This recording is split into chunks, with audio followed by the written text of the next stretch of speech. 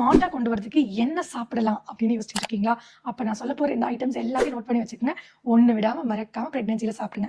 நிச்சயமா உங்க பேபி ஜீனியஸா வருவாங்க. நம்பர் 1, அவகேடோ நிறைய நீங்க சாப்பிடுறீங்க அப்படின்னா உங்களோட பேபிக்கு காக்னிட்டிவ் growth நல்லா இருக்குங்க. ஸோ பிரெக்னன்சில அவகேடோ எடுத்துக்கிறது நல்லதுதான். நம்பர் 2, ஒமேகா 3 ஃபேட்டி ஆசிட்ஸ் ரிச்சான ஃபுட் எலிமெண்ட்ஸ் எல்லாமே எடுத்துக்கங்க.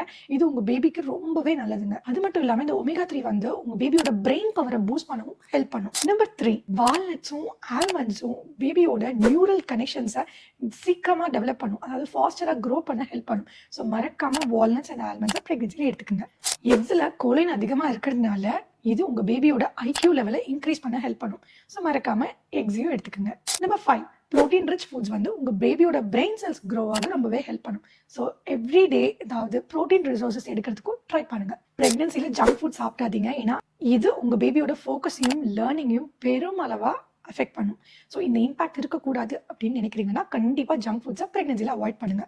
And water hydration is essential key for baby growth. So ஒரு ட்ரீ வளரணும், நல்லா பூத்து குலுங்கணும்னா நிறைய தண்ணி ஊற்றுவோம், ரைட்? அது மாதிரி தான் நம்ம பேபியோட பிரெயின் நல்லா க்ரோ ஆகிறதுக்கு ஹைட்ரேஷன் இஸ் வெரி இம்பார்ட்டன்ட். நிறைய கீரை வகைகள் எடுத்துக்கோங்க. இது உங்கள் பேபியோட ஹெல்தி மெமரி டெவலப்மெண்ட்க்கு ரொம்பவே ஹெல்ப்ஃபுல்லாக இருக்கும். And last but not least, நல்ல ஹெல்தியான டயட் நிச்சயமாக உங்கள் பேபியோட பிரெயினை என்ஹான்ஸ் பண்ணும். So right diet is very important for your babies future intelligence. Have a happy pregnancy.